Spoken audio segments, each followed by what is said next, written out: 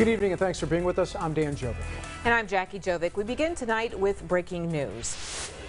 27 Shreveport fire units are on the scene of a fire emergency. Now here's a live look at the scene at Kings Highway Christian Church. According to Assistant Shreveport Fire Chief Clarence Reese, the church may have been struck by lightning.